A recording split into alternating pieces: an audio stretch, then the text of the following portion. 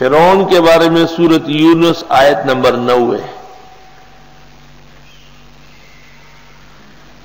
وَجَاوَزْنَا بِبَنِي إِسْرَائِيلَ الْبَحْرَ، ہم نے پار لگایا اسرائیلیوں کو بحر احمر سے.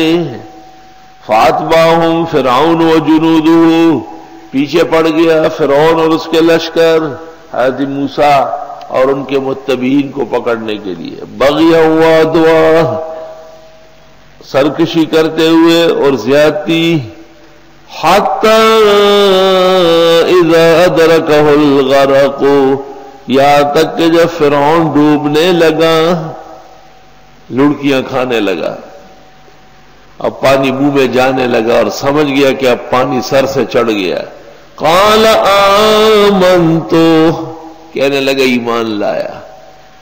انہ لا الہ الا الذی آمنت بہ بنو اسرائیل، وہ اللہ جس کا کوئی شریک اور سہیم نہیں ہے، جس پر ایمان لائے اسرائیلی. وَأَنَا مِنَ الْمُسْلِمِينَ،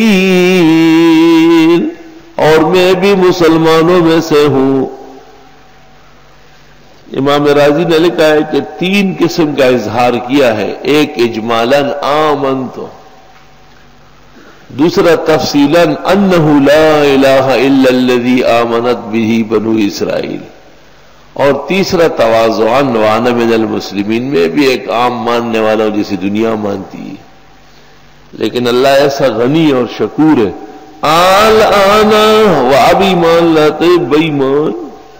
وقد عصیت قبل، آپ تو مانتے نہیں تھے جو ماننے کا وقت. وکنت من المفسدین، اور تھا تو شرارتیوں میں سے. فَالْيَوْمَ نُنَجِّيكَ بِبَدَنِكَ لِتَكُونَ لِمَنْ خَلْفَكَ آیَةً، آج ہم تجھے ڈبو کے صرف تیری لاش کنارے پہ رکھیں گے تاکہ آنے والوں کے لیے نشان عبرت بنے.